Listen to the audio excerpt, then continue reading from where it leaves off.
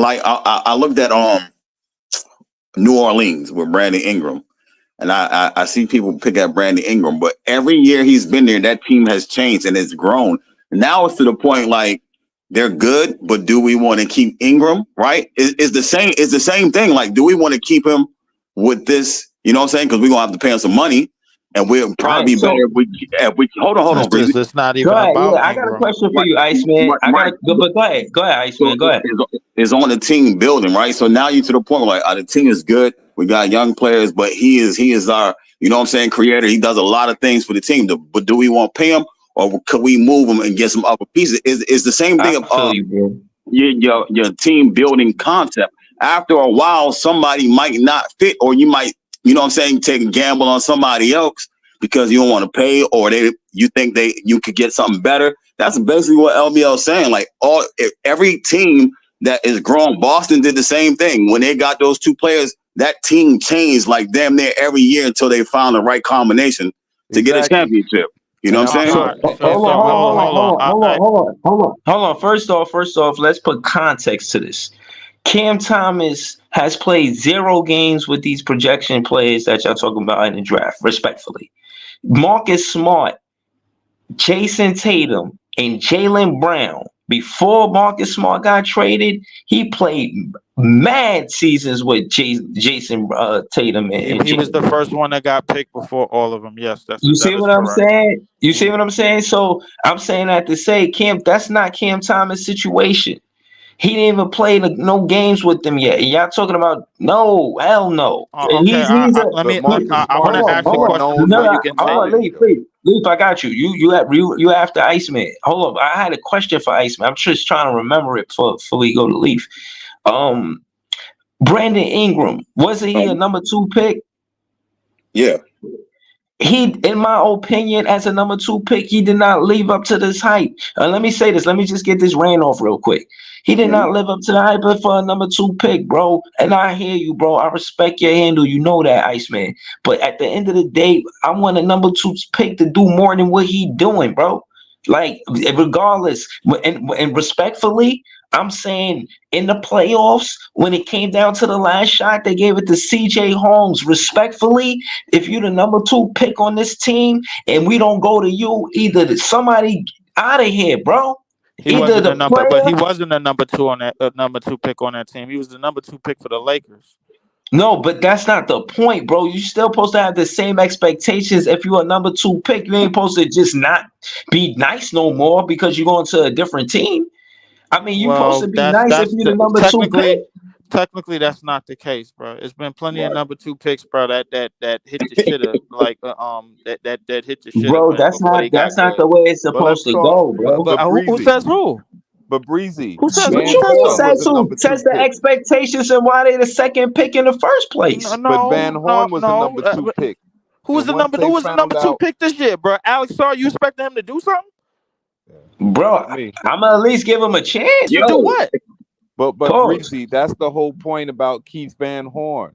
Once they saw that Richard Jefferson could replace him, then that made him expendable, even though he was a fan favorite.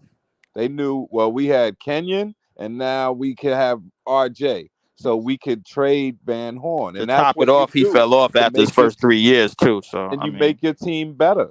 To top it off, he fell off after his first 3 years, so that adds into the discussion as well. The whole story doesn't get told about how these these lottery picks verbatim, bro, like basically like hit the shit at some point, even early in their career or before their career even start getting going.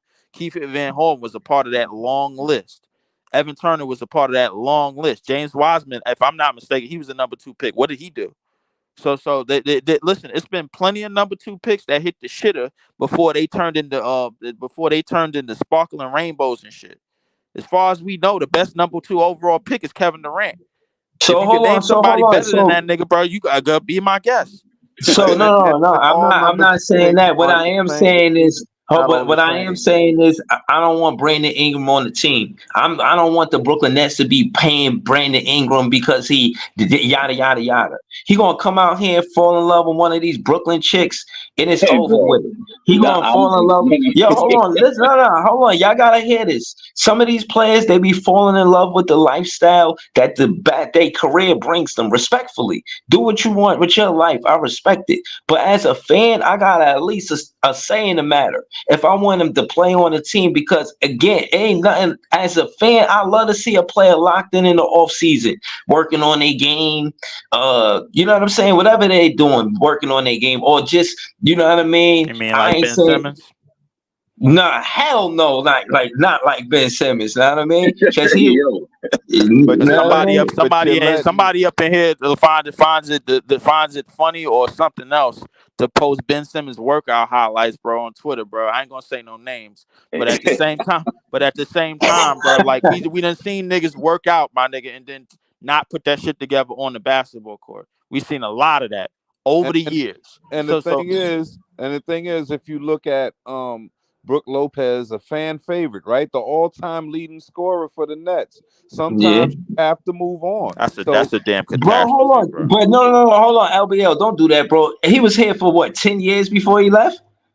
About 9 years, I say. 8, 9 years. Cam Thomas going to his 4th year. We not doing that, bro. But hold on. I want to be clear because me, PT, and Dylan, we all spoke on agreeing that the 2-year rebuild, we with it. We did.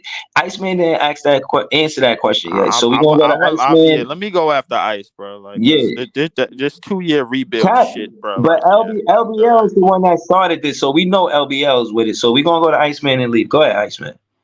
I'm with it if that's what they want to do. But I don't think that's what they want to do though. I say that because like I told you, and they have about the players they have now that's young, and then when they draft again, if they use all those draft picks, right? And say you do land in the top 5 and you get whoever you want to get for the team, right? Mm-hmm. I don't think with like y'all was saying with the young pieces they have, you're gonna get a lot more young pieces. I don't think unless they want to try to get somebody like AJ, I don't think they want to do that because just like Dylan's saying, at that point they might want to go find somebody else to you know what I'm saying, some star player to add with the shit they got now, so they can start building and shifting the team the way the way they want to. You know what I'm saying? But if they want to go 2 years, I'm with it. But I don't think so because that's a lot. So, That's all right, one. so you don't think so. What you think then? How many years you think? I think it's just the one. I think it just might be one. Nah, One. so there's not if you look at the free agency list, it's just not there's not a person there in the 2025 free agency to be available. The way they would have to do it is they would have to do it in a trade. Give And I up don't capital. Yep. yeah, So they're gonna have to give hold they on. so I think Let's it's hit the rewind button real quick. hold on, What just to finish I out the just need point. One clarity about sentence. exactly what we talking One, about because I one missed some No, sentence part of no, the though. conversation. hold on. Iceman was answering the question. Let me give you clarity. Iceman answered the question. Do you agree with the 2-year rebuild? The title of the show is about the 2-year rebuild because Cat came here, LBL came here yesterday, and Dylan A was talking about the 1 or 2-year rebuild. And then for the most part, Nets fans agree that it's a 2-year rebuild. So that's me, Dylan, PT, now Iceman, LBL, of course, from yesterday for sure. And now I guess we asking you, do you agree that that's the window for the Brooklyn Nets? I mean, it depends on what it is, well, what players and what plans are involved. What I will tell you about a draft strategy that the direction that we going to, there's a lot of teams that haven't had the success of the Boston Celtics, bro, in terms of digging into the draft and just digging into trades and not necessarily digging into free agency for like that help. One of those teams happens to be a team in our division by the name of the Philadelphia 76ers. Just a quick question to anybody in this room. Do y'all know how many how many lottery picks that they had since before and after on Joel Embiid? No. Yeah. I can tell y'all. They One. had two number one overall picks, and they had countless top 10 picks. Mikal Bridges was among one of those picks, by the way. He's number 10. Yeah. But the thing I'm trying to get at is that this thing doesn't always work. They had Jaleel Okafor. They had Nerlens Noel. Man, fuck They them. Markel Yo, hold on. Fultz. Why you put that? Why you was mad at earlier in the comment? Huh? What's this about right here? What's this? The reason why is because of the title of the show. And if I know Dylan, I know he was going in a direction, bro, of something that he believes that could work quick. This shit ain't gonna work as quick as everybody thinks. Bro, But what do you but think? hold What do you think is on. gonna You happen? mentioned, Hold on, hold on. You Breezy, you mentioned got to get Boston. us to like all agree on what that means, though. What, I'm saying you could look something what? like in 3 years, because everyone's like, what does a rebuild mean? Does it mean All right, okay, now I'm good enough all to right. get So a let me, championship? Okay, now right. I'm good enough to get into the playoffs, or am I All just right, in so there And competing that's that. right. You against know young what? That's a players? All good right, question right there. all right. So to be for clarity, when I say rebuild, I mean you building the. I think of the core for right. You build from a core, and you build and you rebuild. So right now we rebuild it. We already built to extent, but now we rebuild it. And the rebuild is, you want to take a page out of teams that made it work. OKC, Boston, you feel what I'm saying? So my thing is I agree with the 2 years trying to get 2 draft picks with, because I think that's what it's really going to take for us to compete. We've seen Sean Mark try to put together teams with players that stay here for 1 season, half a season, maybe 2 seasons. Like that shit is annoying, and it's never going to get us nowhere. So fuck that route. I'd rather go this route and rebuild from the draft opposed to the free agency. And that's another thing for me, being specific. We are rebuilding from the draft, not really the free agency. You know what I'm saying? Especially going into next season. So that being said, yeah, the rebuild is about the players that's going to be on the same team and win and lose together, and still build from that. Stockton and Malone is a good example. You feel what I'm saying? You know this team is not going to win every year, but you still build with them. Before Clay, Curry, and Draymond won, they lost together. It's not like they just came out the West soon as they got together and just won every time after that. That's not how it happened. So when I say rebuild, you gotta have teammates that's gonna win and lose together because you believe in what you're doing, and that's why I think Jordy Fernandez is integral in all of this. So I hope I was clear or brought clarity to what I mean about the rebuild. And I'm saying this could happen in 2 years. I don't think we compete for a championship in 2 years. But I No do one think does. that's the team, that's the roster that Just for you the win record. and lose with and build and keep building with. That's what rebuild is for me. Just for the record, bro. Ever since Draymond got drafted to that team, if I'm not mistaken, they only had 2 loser seasons, and that came the year after that KD left, and that came just this past year, when they didn't make the playoffs. But the Yeah. only losing season that they had was the year after they had KD. Every other year they was over 500. That's number one. Number two, when I look at the landscape of how a rebuild is set up in terms of the core. Now, if you're talking like, all right, two picks out of the draft, two quality picks out of the draft, and 2 players out of trade, or 1 player out of trade that maybe could fit with all of that. That make more sense, and it's more organic. The reason being is because when I look at most of the Nets teams that were successful on a high level, guess what? You had that. You had Kenyon Martin, who got drafted, and you had Jason Kidd, who was a trade. You had RJ. RJ, who was drafted, and whatchamacallit, that was a trade. So Kittles. yeah, Kittles Kittles, who was got also drafted. a Yeah, lottery you know what pick. I'm saying. Kittles was a lottery pick. You had but if you go back further than that, you had Derek Coleman, who was the number 1 overall pick, and Kenny A, who was the number 1, who was a top And then pick, we got and Drazen. then Drazen Petrovic, who we That's the way to acquired from. build. Yeah, Yeah. that's the way. That's more of the way to build, other than it just strictly the draft. Now, I'm not and I'm not 100,000% opposed to free agency. I just know free agency is basically going to be a blunder with the money that they're giving out, because the new CBA doesn't really. It's making sure that a lot of players Overpays don't people. go deep Yep. into free agency and look for those contracts, because they're going to get more money than where they stay anyway. So, if Believe anything, Hold The on. Let me Nets. finish it. Let me finish. And if anything, two marquee draft players, bro, like two high draft picks that's gonna pan out, and then you put a player that you trade for that can fit with them. That makes more sense than just getting all of these niggas out of the draft and let's see what happens then. That Yeah, makes a but whole lot more sense. the thing you have to take into account as well, though, Leaf, it's super important to understand is that they're not gonna have any money on the books because three of their players are gonna be guys who are rookies and on rookie contracts for at least the next 4 or 5 years. Mm. And then they're gonna be getting that. I mean, it's that the rookie max is gonna be different. Then it's gonna be like 40 mil, but still, that's gonna be chump change. 5 years, 5 years in. The Nets are in a unique position because they're in a major market.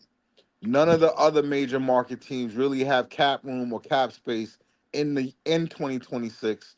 So you could go into the 2026 market. And a lot of analysts are starting to figure this out. Um, the Nets could run the free agency market just because we have all the cap space and we are the best market. The Knicks are going to be tapped. The Knicks are going to be capped out for the next few years, and 2026 that's when you're going to be starting to talk about Brunson's upgraded contract so that he could get that 60-70 mil. I'm gonna So talk Right. about how we broke that fucking losing streak to them. I know that. Yo, listen. All I'm saying is this. I know that hold on. Y'all gotta know that the Nick fan game is this Sunday. We playing at Tompkins Square Park. That's in Lower East. That's in like Lower Manhattan. It's the first Manhattan game. Know what I'm saying? It's all good. I'm gonna go out there and I'm gonna do the Nets fan justice. Know what I mean? I'm gonna go out there and just show up for the Nets Wait, fans. when you said this was on Sunday? Monday. Yeah, me and T-Time playing a one-on-one.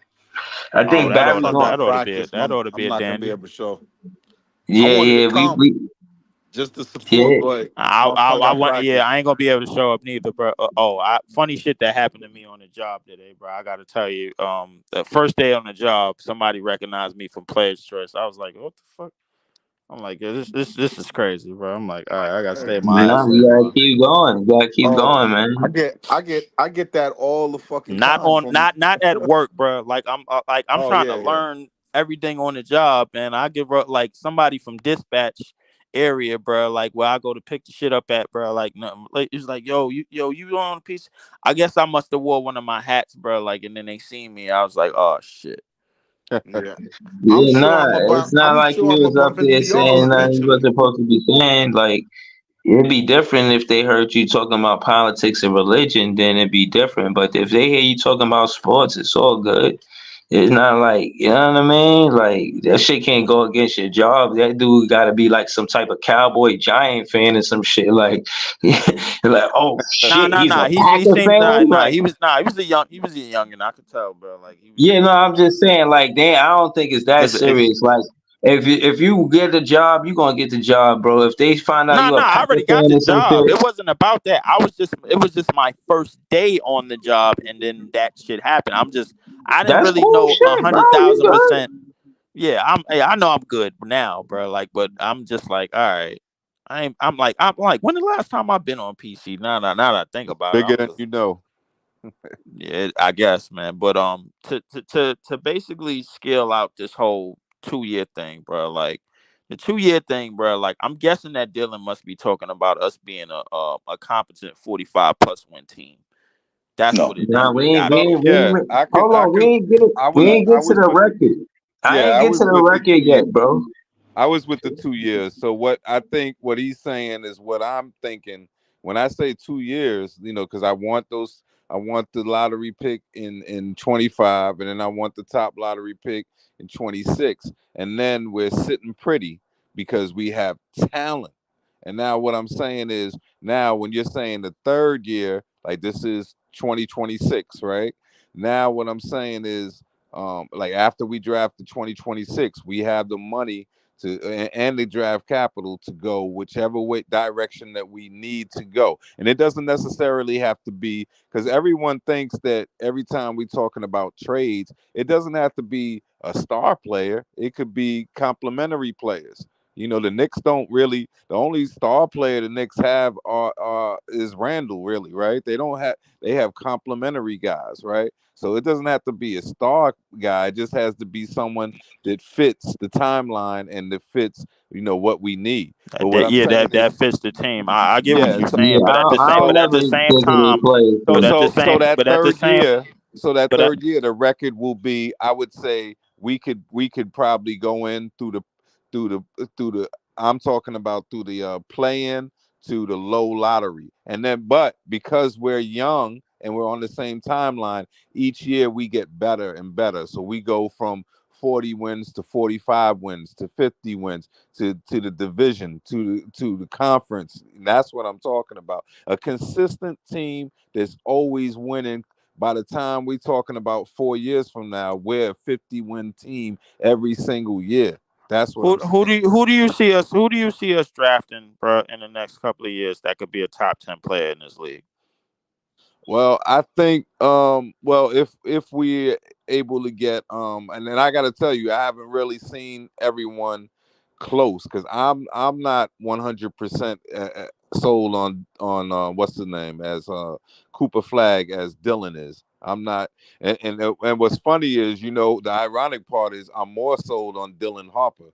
I feel like Dylan Harper is going to be a star point. Hold on. I gotta give credit to Dylan because he did pull up with a mock Yeah, draft the Brooklyn Nets drafting Dylan Harper.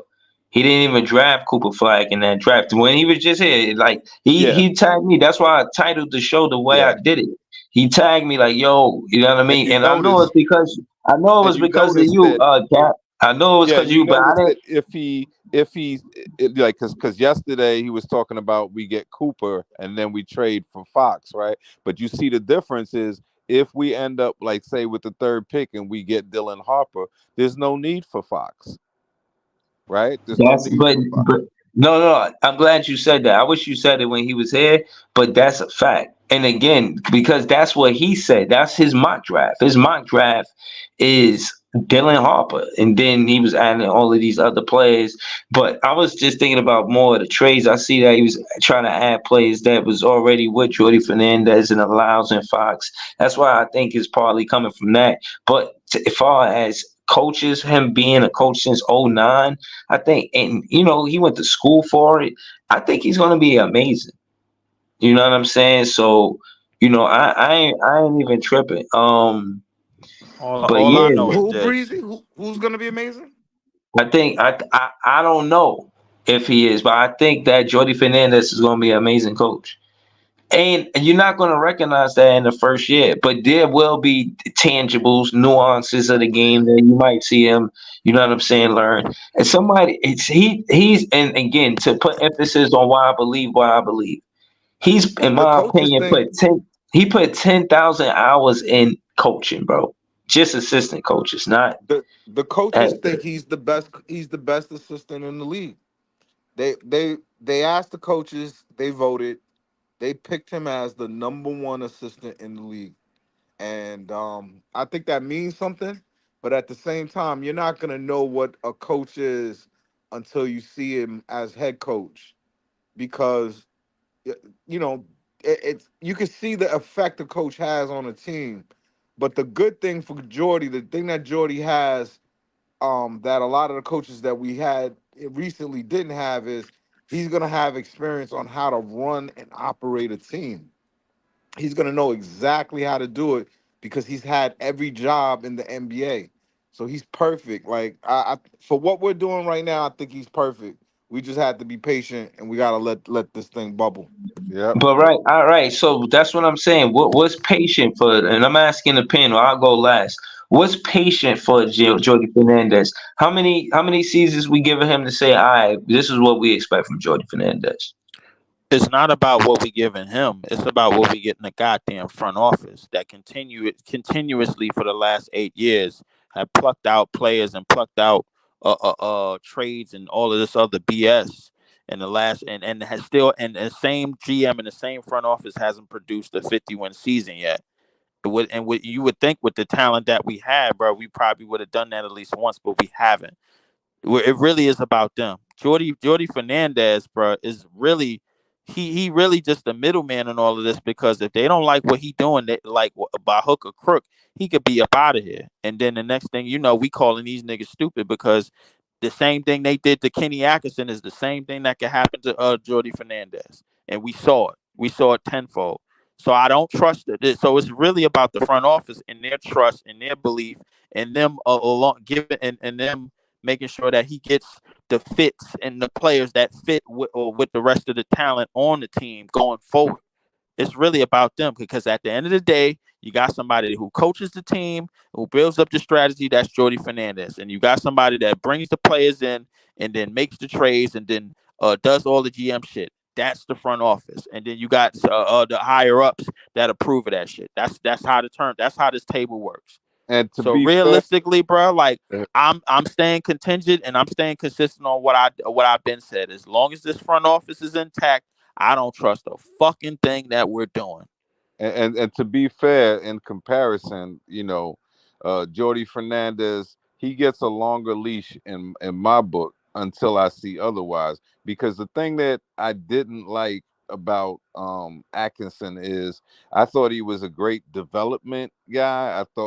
But I thought that his strategies and the way that he went about in games and stuff and between games, like rotational stuff, I thought he was horrible to me. You know what I'm saying?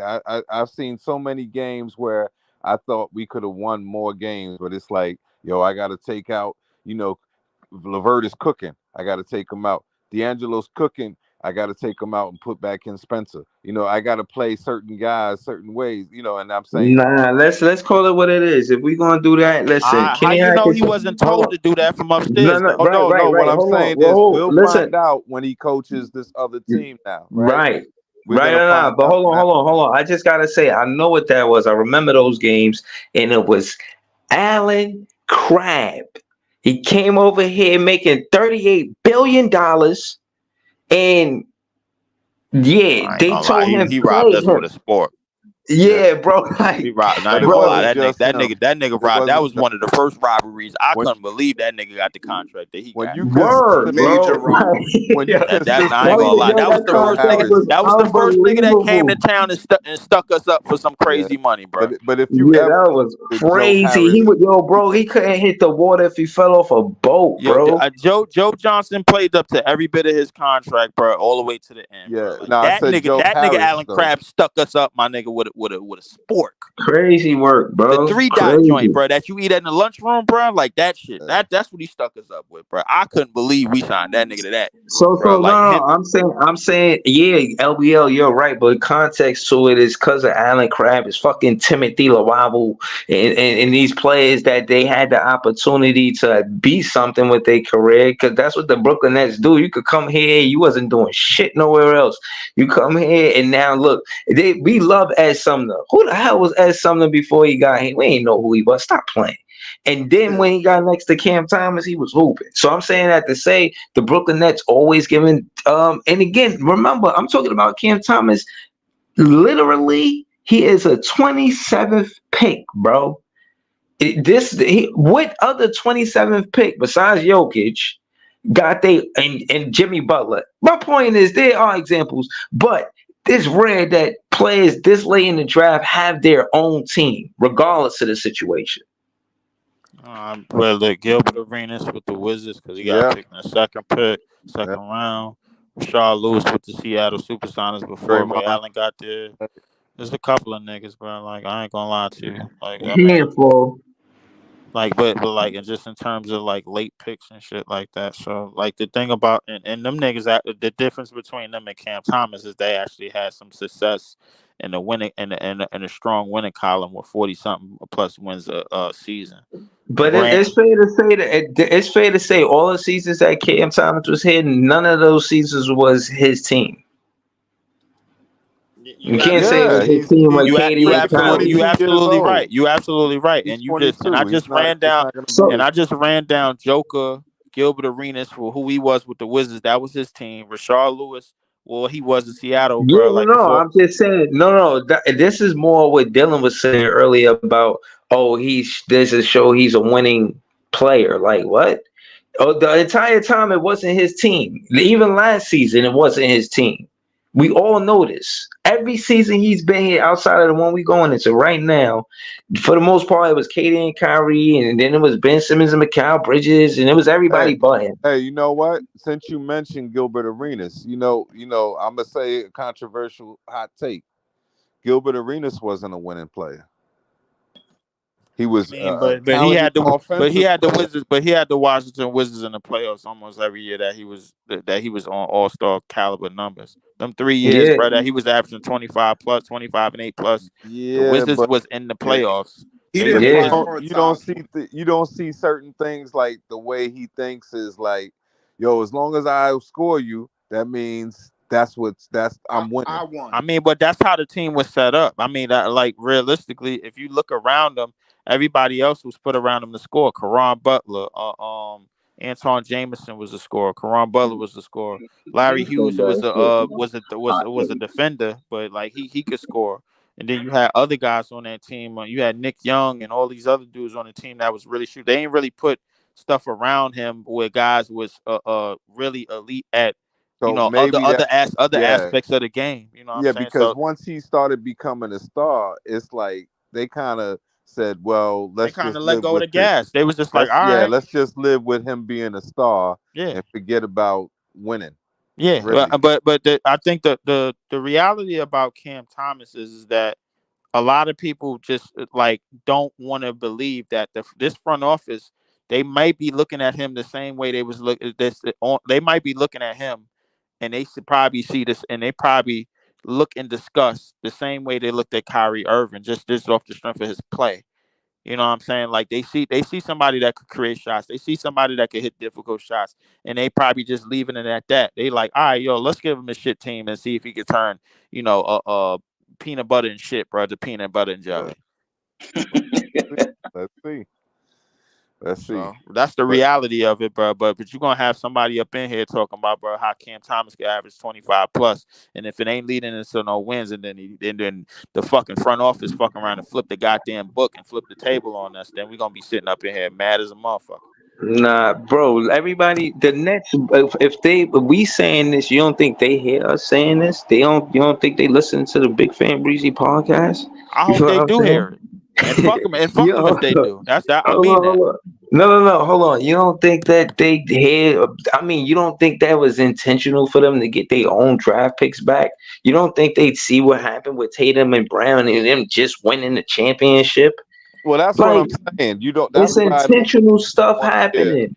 That's why I don't If believe you in go if you 1 year going rebuild. off of one success story about why they got their draft picks back, instead of looking at all the failure stories about teams that got their draft picks Bro, back. Yeah, what you yeah, mean? but No. to be I'm talking fair, about what we can control, how we powerful. We can quote unquote tank these 2 seasons and get 2 players that's supposed to be good We as could quote Tatum and Brown. unquote tank these. Hypothetically. We could tank these 2 seasons and end up just like the Detroit Pistons, nigga. What are you Nah, talking about, Bro, bro? that's but not yeah, that's possible. you being pessimistic. I'm Yeah, being exactly. optimistic, bro. yeah. You Yeah, like, know what I But you don't mean? have to. Yeah, You don't but have to be it can pessimistic happen. or optimistic. You have to look I yeah. at the don't need. But the situation thing is, for bro, what this it is. being optimistic. Me, I'm being demanded. The NBA owe us a But top Lee, 3 pick. Fuck that. Lee, That's the one Lee, I'm Yeah, on. they are us. We Lee, know that they are us. I'm with you. you could pick 7 in this draft coming up, and you can still get a not generational player. You get a perennial all-star at 7. I need people to stop telling me what I could get in this draft, bro. Yo, Like, bro, because You I really listen, do. Lee, yo, Lee, listen. I All I'm don't saying, believe in the shit until listen, shit happen, bro. So listen. y'all not gonna get me with this. Listen. I'm not asking you to let go of that net fan pain, bro. I'm just letting you know you in a safe place for Nets fans. We understand the pain that you went through. We ain't win shit. are not We got alone. 0. Hold on, we got 0 championships. We got the ABA, but as far as just being a winning ball club on a regular basis, bro, we going through it, bro. Especially since we've been to Brooklyn. Now, I'm not mad that you mad. I'm just saying, don't make it seem like we don't understand why you mad. We get it. But at the end of the day, this shit gotta change. We just seen Denver and how they did it. Why not pay attention to them? They ain't have a championship forever. And now they got one. It's narrowing down, and we one of the teams. It's less than 10 teams in the NBA that don't have a championship, and we about to make that list shorter. It's no way I don't think we going to 2030 without a championship on my net fan soul. Bro, like I That's all really right, think bro. Because I could be with, I'm gonna be in here with you with these next 6 years, bro, and tell you, bro, and tell you exactly how, and tell you exactly about the shitstorm that's about to come, bro. Because Yo, the thing is, no. bro, the one thing about me, bro, like I know how to support, but I know when a shitstorm is coming, bro, and nobody can't see it but me. You should have seen me on the. everybody see it. We know You should have seen me on. we know Nah. the worst team in the Nobody. But NBA, next two you know what? seasons. I put it more blank. Nobody acknowledges but me, bro. That's what Nah. nobody else Hold does, bro. on. Like you should, Hold on. y'all Nah. niggas should Look have at seen Claude me Smith. on the playground, rock paper scissors niggas, bro, like the death, bro. Pause. You know what I'm saying? Listen. Hold on. Look at Claude Smith, bro. He said, look, much thanks for posting my comments. Not that part, but that part too is cool. He says, I feel your pain. I've gone through it a lot longer. I hope you don't have to go through it as long. See, his net fan spirit isn't broken. That's all I'm trying to do, Lee. Listen, I'm trying to say be mad, but don't let them break your net fan spirit. Hold on. Now I gotta respond to this, Claude, bro. Listen, look, Claude. With all due respect, the hell with how long you went through it, bro. I'm worried about me. I ain't worried about nobody else right now. I'm worried about me, bro. I got high demands, I got higher standards, and I got higher expectations. I just don't let the shit be known because, bro, like I don't want to just bleed out optimism and leave out what I know is gonna happen, bro. This shit is like a fucking movie to me. I'm not leaving that shit out, bro. I'm not. Well, to be fair, how many lottery picks has Sean drafted? 0. So you got to give him a chance. I'm not giving him shit. I'm saying we don't have any choice. We don't have any choice for 2025. Yo, at first pick. I'm not giving him a damn thing. You know why, bro? Because he known to get rid of them shits and try to get rich quick scheme. He did it before in the past, and he known to do it again. Yeah, but everybody would have did the Kyrie, KD, Harden thing.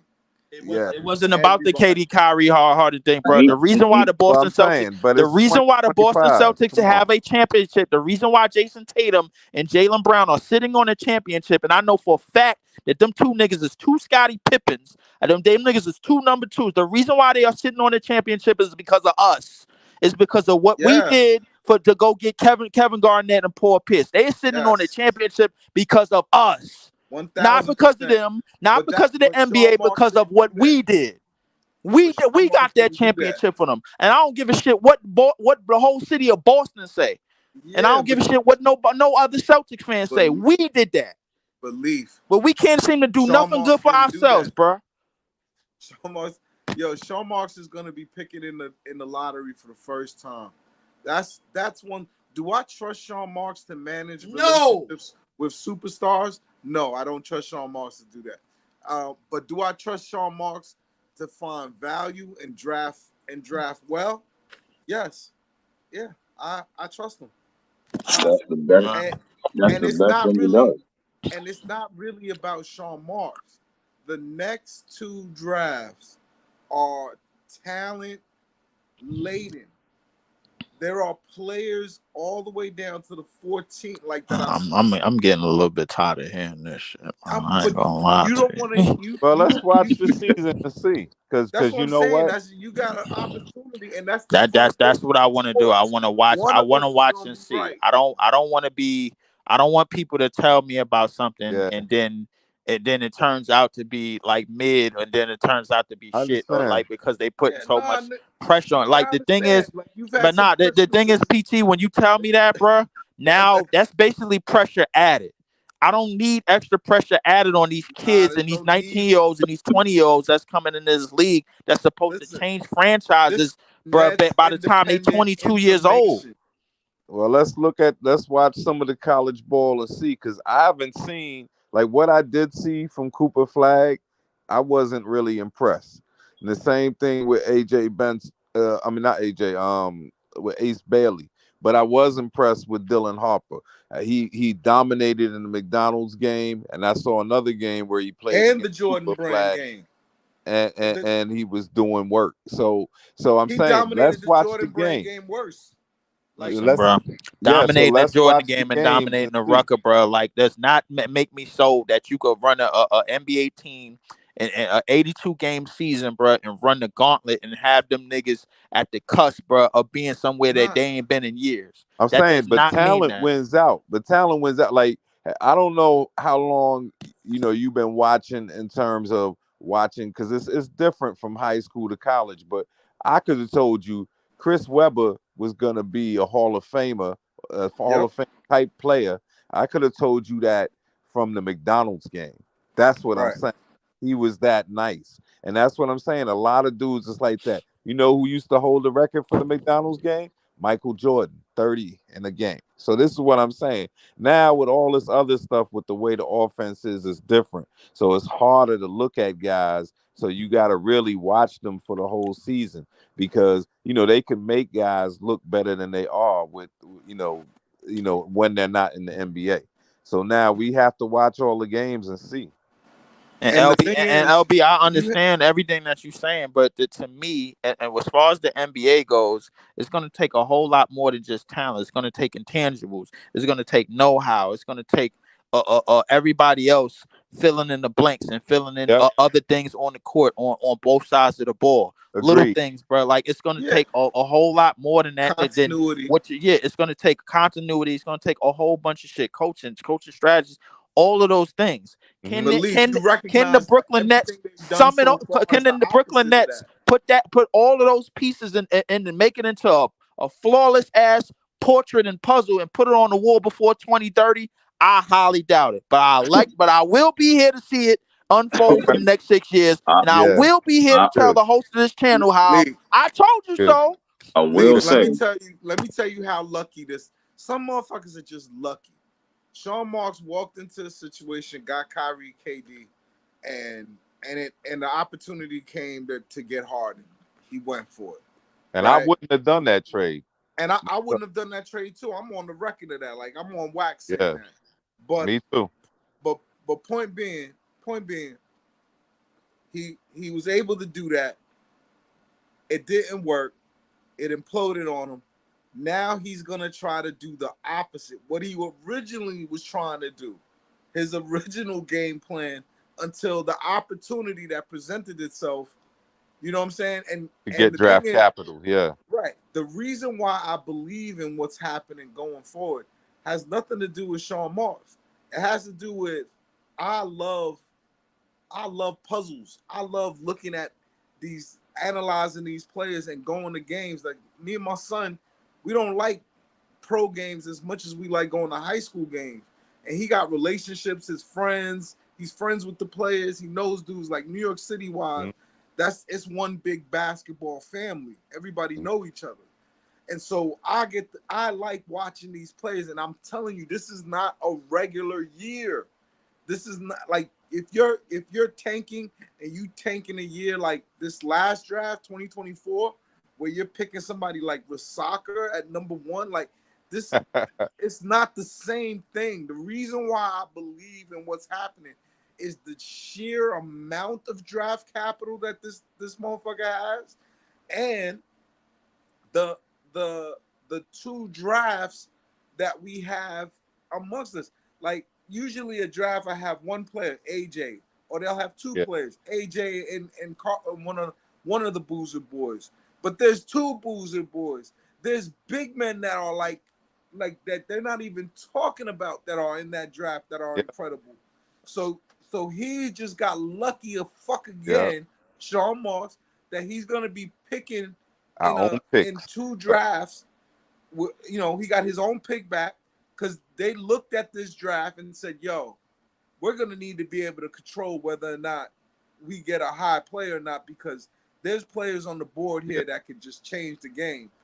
And you know what it's like? It's like having the 96 draft and the 2003 draft back to back. Or the 2022.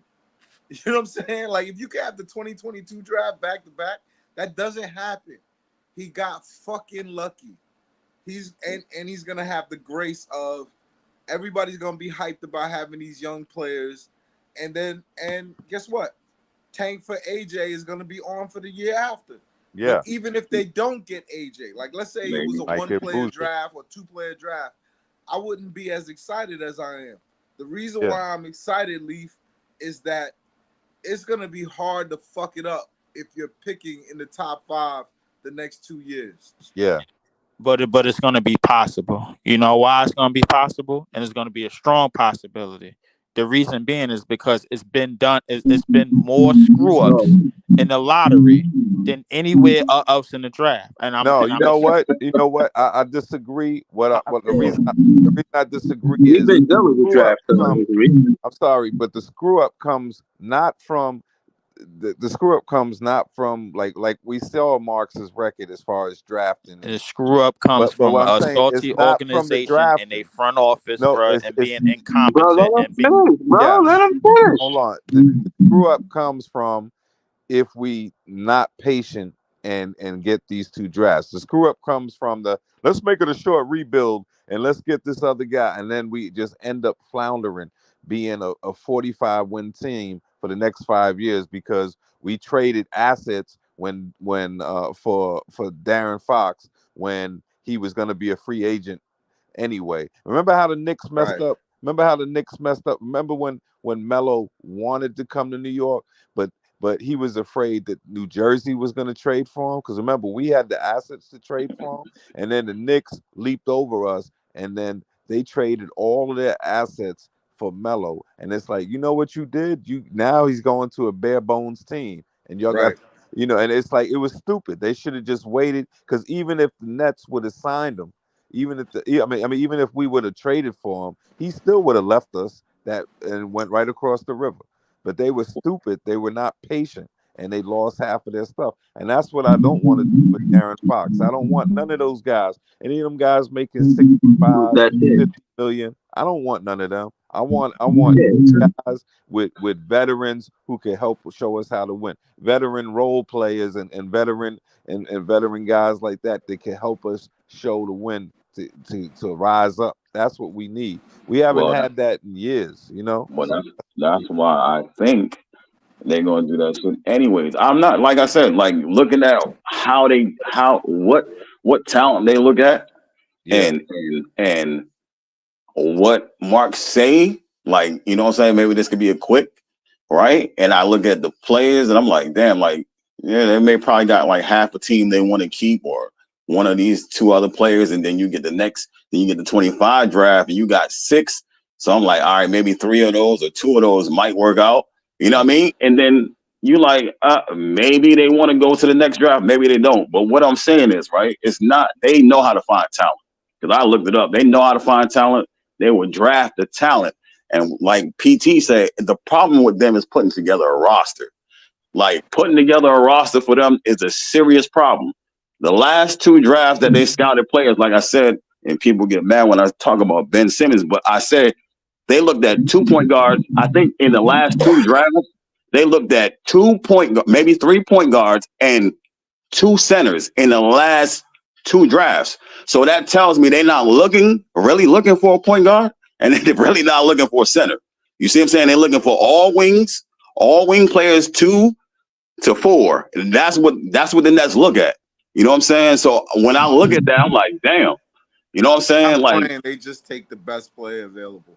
Right, but I'm saying what they look at, right? When you building a roster, like you just said about the I understand exactly what you mean. Right, like there's 2. No, I understand. And the thing is, you can make the same mistakes in a draft. It's one of the reasons why I wanted Zach Edey this year. It's one of the reasons why I wanted Nikola Topic this year. But because the thing is, I know that they're capable of doing intangible shit on a basketball team, bro. And everybody, and when the Memphis Grizzlies, bro, like run up and get to the top 4 seed in the West, and they start going forward in the playoffs, everybody's going to see exactly what I've been saying about Zach Edey, bro. It's an intangible play. It doesn't have to be the go-to. Doesn't have to be the guy that is going to get the ball and score 20 and 10 and 25 plus. You need somebody that's going to be able to do intangible shit. That's what you need. Bro, stop saying it like nobody wasn't listening to you. Stop it with the malarkey, bro. So let me give you this hot take about Marks and what I don't trust. And the thing is that I don't trust about him is that he's on this Euro white boy shit where it's just like, yo, all I want is stretch 4s and 5s, and all I want is this freaking sissy ass European basketball where dudes is not rugged and where dudes have no post up game, where there's nothing going on in it. And I'm saying the problem is, if you look at us from the time Atkinson was hired all the way through to Kevin Ollie, it's like you have to question, is everybody coaching this way because of Marks? Is that's what, it's Marks. what's going It's on? And that's what I'm saying. How do you get a ring playing next to one of the greatest big men ever in Tim Duncan, and then you just like, oh no, I'm never gonna get a post player. I'm never gonna do He that. can't draft. Yeah, I actually backed him because I thought that was his game plan. I thought like Jared Allen and Kyle Kuzma could have worked. You know what I'm saying? But what I'm saying is he believes in this D'Antoni, this Euro ball, let's shoot 53s. And you know what? That's what got Atkinson fired, because once Kyrie and KD came over, because they saw it from afar that, oh yeah, this is a good team, they scrappy and this and that. We want to big up Brooklyn. We want to start something new. So that's why Kyrie is the one to convince KD, let's go to Brooklyn. So now they get here, and then after they're playing, their shots is like all over, and they like looking at Atkinson like, what? You don't want me taking twos? Get the fuck out of here, man. And then that's why he got fired, because the stars said you can't win like this. And remember this, KD had to have that conversation with Steve Kerr, because remember when they were having their problems at Golden State, he said, yo, we can't just have Steph and Clay shooting threes all the time. I got to get to my spots, and we got to keep the defense honest. And that's real basketball. So I'm just trying to say, the thing about Marks is, does he really believe in So real basically, basketball? Katie and Kyrie knew what they was talking about, and Marks, Yes. and Marks, who we still have, is a fucking dummy, and we still got him, bro, and we still trying to fix a puzzle that's broken because of him. That's what you're telling me? Well, I'm telling you that the jury is still out on, is he going to adopt and change? That's what it is. Because I don't want no the thing is adopting and changing, bro. Like it don't mean you got to change the whole formula and do what somebody else is doing and try to duplicate that whole Mike D'Antoni or Steve Nash formula, bro. The thing is, because the whole league plays like that now.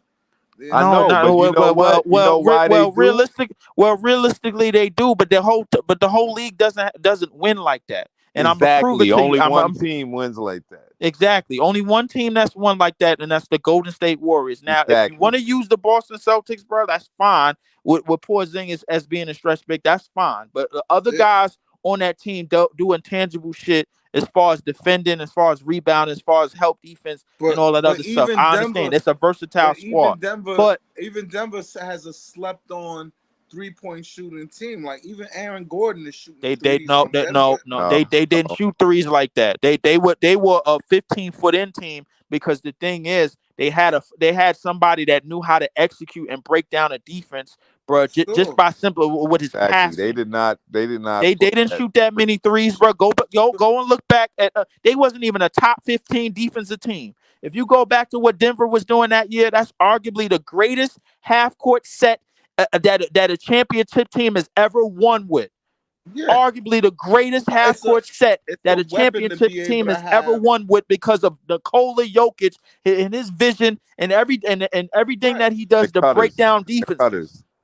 Right. Yes. They play very simplified basketball, and they have someone to orchestrate it. They, no question. I'm not saying no. All I'm saying is the entire league chucks threes, though. Like the amount of threes that Denver takes now, back in 2004 through 2008, you couldn't shoot that many. No coach would ever shoot that many threes. This is a different time, is all I'm saying. Yeah, but the thing is like the Steve Nash and Mike D'Antoni Suns was the first team that was realistically doing it. Before that, You might have had some teams here and there, but nobody really paid attention to it because the thing is, if you had a legitimate half court set and a legitimate presence 15 foot in, like Yeah. the Denver Nuggets had with Nikola Jokic, bro, then you was able to counter react a lot of that 3-point shooting shit. Is one of the reasons that the Golden State Warriors got laying on 4 championships anyway, because they never ran into a team like that.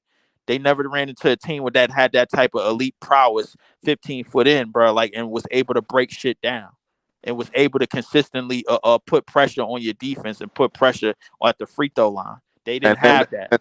And then 2 of them chips, they needed Durant to do something different. He wasn't just shooting threes. Exactly. Like Durant gave them an actual half court set. Other than that, they was a full out without him. They was an open court team. They lived out on fast break threes. They lived out on transition. That's what they lived out on, bro. Like if you go look at how Steph got leads, is mostly off transition threes. That was his shit. The same thing with LeBron. LeBron broke out to games on fast breaks. The more and more half court sets that you led them to, the better chance that you had winning, bro. The Kawhi Leonard and the Toronto Raptors fucking proved it. Mm-hmm. And then if you look at the bubble team, and then if you look at the bubble Lakers, they wouldn't have won without the inside presence of Dwight Howard and Davis. Nobody could stop Davis. Jokic. Yep. Exactly. No, but the thing is, Leaf, and it's an important thing to understand. A lot of the mistakes that Sean Marks made was the players wanted those moves. And even firing Atkinson, they didn't like Atkinson. They didn't. That's just it. They didn't like Atkinson. And that's why, though. That's why, because he played like, he didn't understand. He didn't understand that you can't just win that Euro style. Yeah, but at the same time, there were certain things like the whole Jared Allen thing, starting Jared Allen. That's what got him fired.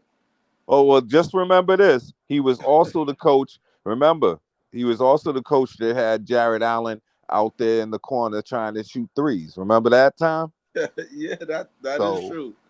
That is true. But still, all I'm saying is that is behind us. Now there's no superstars. He runs the team again. All of this shit is on him. We could all agree that the last 4 years was on the superstars. Now the next 4 years is on him. Yeah, we gotta give him that grace because we know the superstars. We giving this dude another 4 years? No,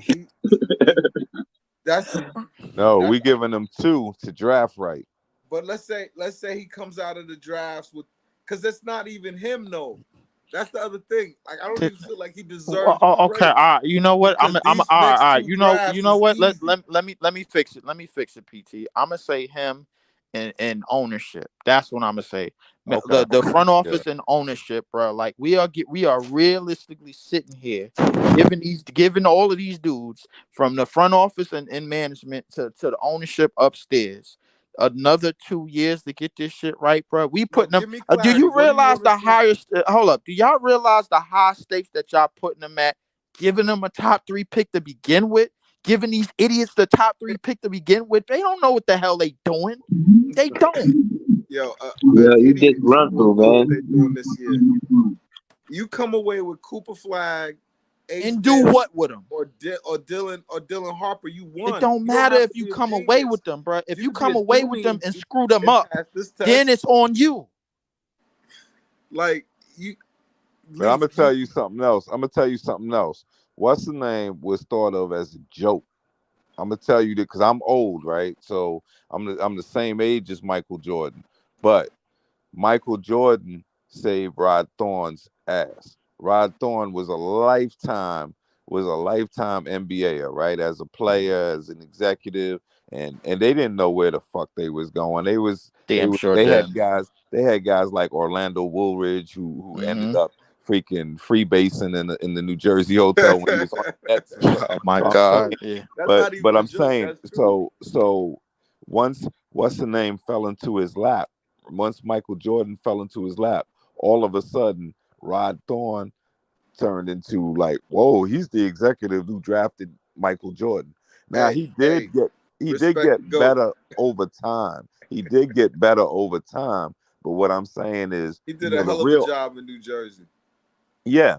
I thought he did a way better job in New Jersey than he did in Chicago. That's what I'm saying. Jordan fell to him better over time. Jordan fell to him at a time when Jordan came in and was just taking the lead by storm. Obviously, and then it was really Krause. You know, it was really Krause. Krause who don't get enough credit. You're absolutely right. But my whole thing with Krause was fucking shit up too, though. Yeah. Oh, later. Yeah. My whole thing with management is the thing is like, there's no more Michael Jordans walking through the door. There's no more all-time guys from 4-year college programs walking through the door. These kids is 19 years old, and they clearly need to be developed on how to play the NBA game in the full 82 season and getting their body right and keeping their body right and staying injury free and not going and keeping a mind on the game, man, and keeping focus year in and year out and not worried about just the money and the glitz and the glam and the lifestyle of the NBA. You don't like what they've done with Long Island? I love what they've done. I love what they've done with on Long Island. But the problem with Long Island is that's not the NBA. I'm calling Brooklyn Nets NBA games. I'm not calling Long Island NBA games because there's no such thing as Long Island NBA in terms of using it as a tool to develop your young players, give them minutes. You know what? I'm gonna say it's overrated because I went out there and I seen a couple of games of Long Island, and them dudes is just really not ready for the NBA. And really, we had dudes over the years playing center who be like 6'8", and they average 12 rebounds a game. And I'm like, and then when they come to us, you know, it's like, oh, this guy can't. But I like the results though. I like the G League's effect on Cam Thomas. I like the G League's effect on Clowney. I gotta give them more. I gotta give Cam Thomas more credit than that. You know, I got to give him more credit. He is what he is. He's the G League didn't make him what he is. Exactly. But he needed minutes. He needed he needed playing time. He needed playing time. He needed just like to have. And that's one of the biggest. What you're saying is that's one of the biggest adjustments for guys because they go from playing all the time to now I'm on the bench and on the NBA bench not playing and it retards their progress. Right, and that's why I say I like how they use Long Island. Like in terms of being a development team, even when they weren't doing it during the superstar time, they did. I think they're getting the best out of Day'Ron. Like Day'Ron, I don't feel like is an NBA player just because of his style and his size, but they've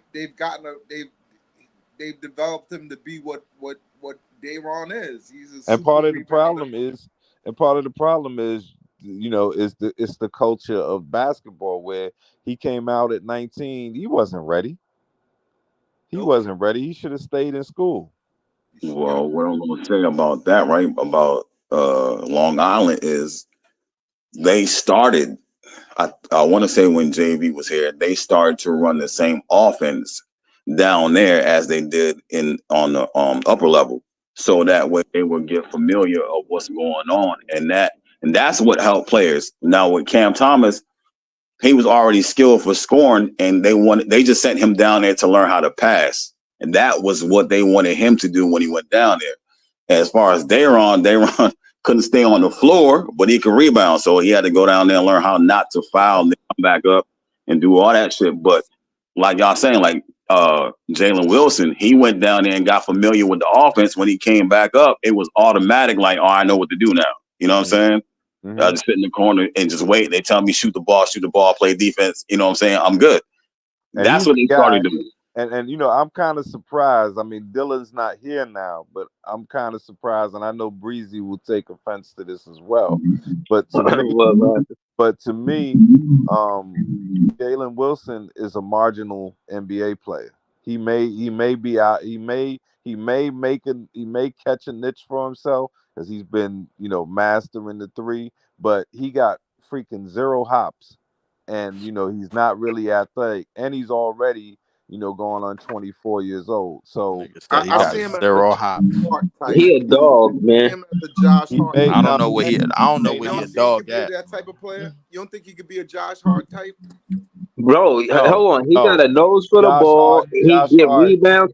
He Josh fill up the Hart. stat sheet. Hold on. He get like 3 assists, 5 boards. He gonna get you double-digit points. He gonna knock down the open 3 more times than not.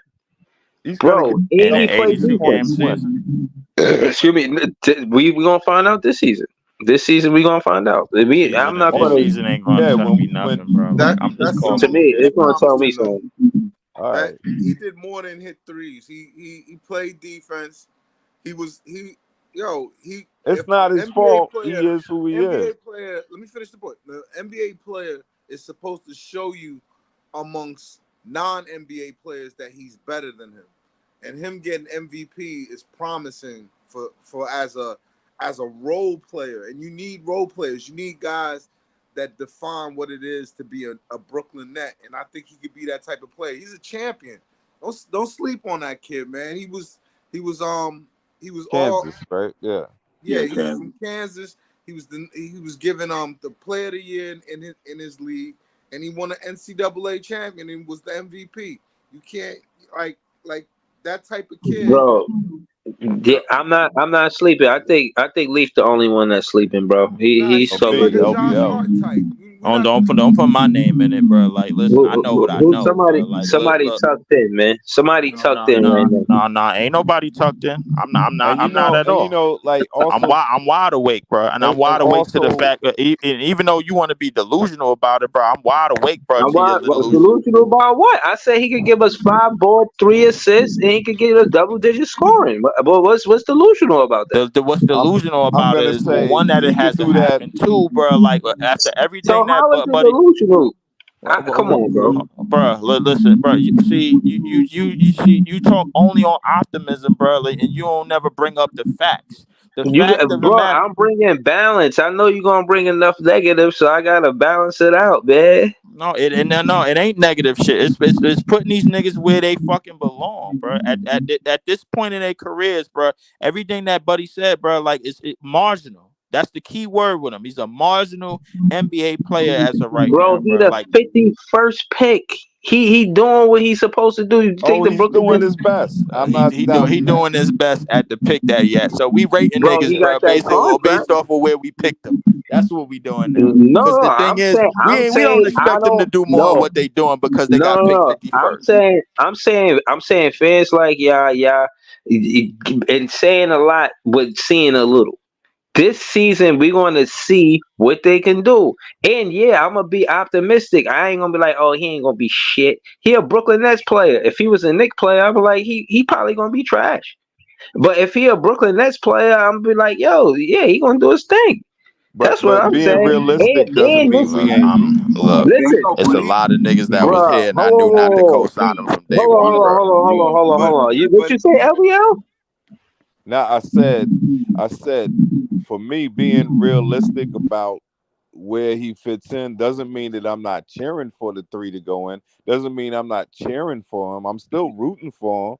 But I'm saying I'm just in the end, I'm like, man, this dude is like the freaking 11th, 12th player on the team to me. Jalen Wilson gonna be better than Timothy Lawabu.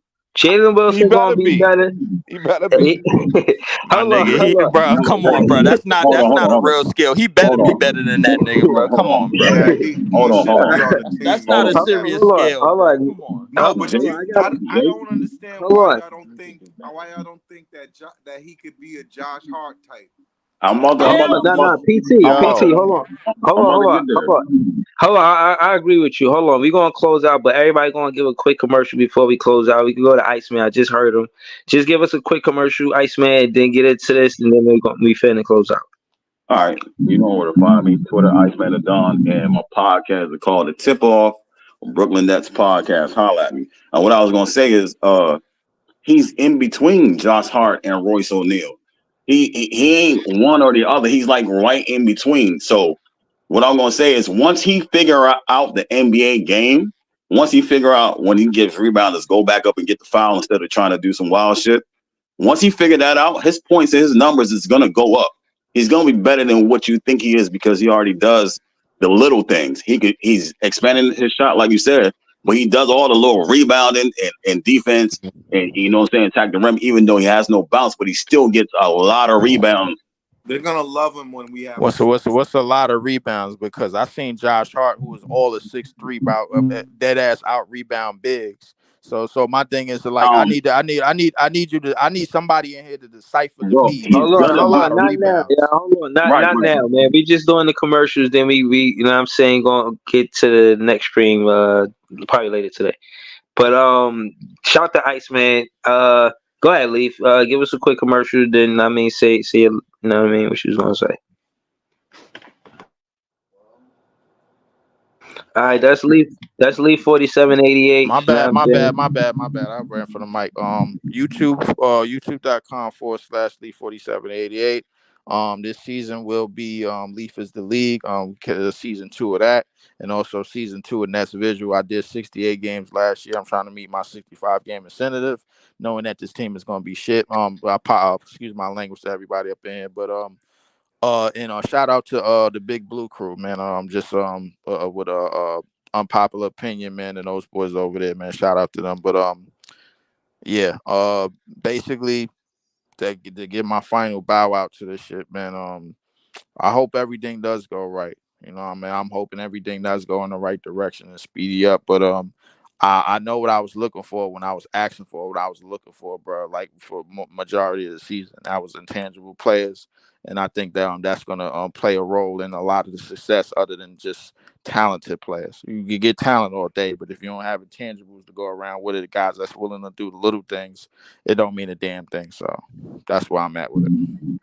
Hey man, shout out to Leaf, shout out to Iceman. We're gonna go to LBL. Talk to us, LBL. All right. You know, So yeah, I'm on X, I'm on Twitter, LBL for Life 1, and same thing on Instagram, and you'll find me on other people's podcasts, just going around trying my best to make sure we keep up with this 2-year tanking program, because I know that that's what's really going on is all of the other Nets media that rebuilding is a nice word. Rebuilding is a nicer word. yeah, they trying to push us to that. And one thing I'll say about the Josh Hart thing is, I feel like they're worlds apart in terms of athleticism. You know, and to me, you know, Josh Hart is a freaking. He's not. He does all the little dirty work things, but he's also very athletic. And I'm saying, and that's the difference between him and Jalen Wilson. I see Jalen Wilson, you know, he is trying to learn how to do all of the little things that, you know, like a glue guy. So, and Josh Hart is a glue guy, but it's like a glue guy on steroids because he's very athletic. You know, that's the difference. All right, man. You done complimenting that Nick player? Oh, definitely. I'm saying, We definitely and you know what? And you know what? Nick Ibaka. When it comes to Knicks stuff, I don't care about them, you know. And I'm saying we don't have to. We acknowledge them as the Tangerines over here, man. I don't even wear blue and orange, man. Come on. Don't sully up the stream talking about the Knicks, please. Yeah. Jalen Wilson is a great player, but we gonna go to PT. PT, talk to us, man. You on Twitter still, or you? What's going on? Talk to us. I might make a comeback. I just You got people asking me where you at, bro. Yo, I asked where you was at, bro. Yeah. They came on my Iceman was like, yo, how get with PT? I was like, I don't even know. PT name did come up, man, a couple of times from my end. I ain't gonna lie to you, bro. Yeah, I might bring it back. Because this is gonna be a fun season in the sense of, like, most of the time you got Nets fans. You're gonna have Nets fans and stands. You're gonna have Kyrie stands. You're gonna have KD stands. You're gonna have all kinds of stands. Now, even though you do have a nice little Cam Thomas stand contingents on there, I think this year is gonna be extra fun talking ball and just analyzing what the team needs, and building it brick by brick. Like I think that's an important thing, and I think that's what we got to look forward as a fan base. So, Python, you know, Like the type of stuff we like to cover is not when we're front running. It's like when we're building, when we're actually looking at players. Like I spent the whole summer going to games, trying to catch these dudes when they're playing in these tournaments, just because I know what we're doing as a team. We're rebuilding, so I look forward to being on this show more often, and bringing back my show because it's starting to be fun again. Like I take 1,000 Leafs that we arguing, that he has good ideas and sees young talent. Like the Zach Edey call is gonna be legendary. I think that dude could win Rookie of the Year. You know what I'm saying? So I feel like this year, just because of how the topics are and where we are as a team, I'm excited, to be honest. And Python gonna come back. Thank you, Breeze. All right. Nah, it's all good, man. Shout out to all y'all. Thank y'all for pulling up. You know what I'm saying? We 2 hours in. That's the Thank only you. reason why we closing out. But there was something else I wanted to say. I forgot what that actually was.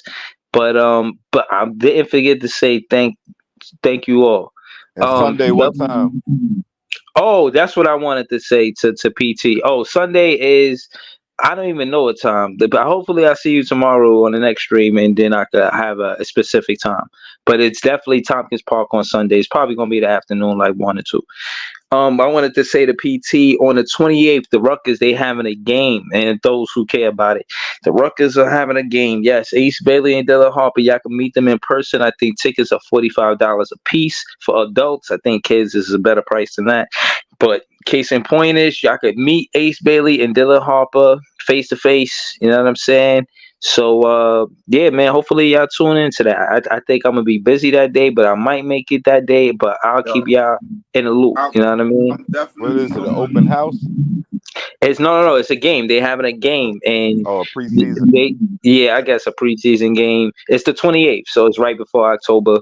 You know what I'm saying? So you fans want to come out and see them play. Yeah, I knew about it, and I'm going. Like I follow the Rutgers Twitter. Yeah. Like I'm gonna be watching them close. You know what I'm saying? Not like I could pick the player or anything like that, but it'll be fun to imagine, like, yo, we can get this dude right here.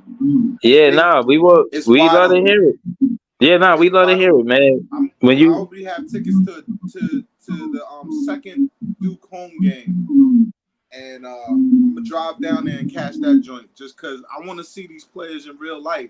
I want to see if they really 6'9". I want to see if they really jump out the gym. If they like, seeing it live is completely different. Yeah. So I'm gonna be catching a lot of non-Nets games for the first time in a few years. But this is the best type of basketball, yo. Yeah, me too. Shout out to PT, LBL, Leaf, Iceman, Nets Press, everybody that was in the chat. Shout out to all y'all, and I'm gonna leave off with Claude Smith's quote. He says, "Slow rebuild. Do it right instead of doing it fast." That's totally awesomely. That is what it is. So yeah, man. Shout out to all y'all. I'll be back for the next one. Until next time, Nets fans is the best fans. Peace.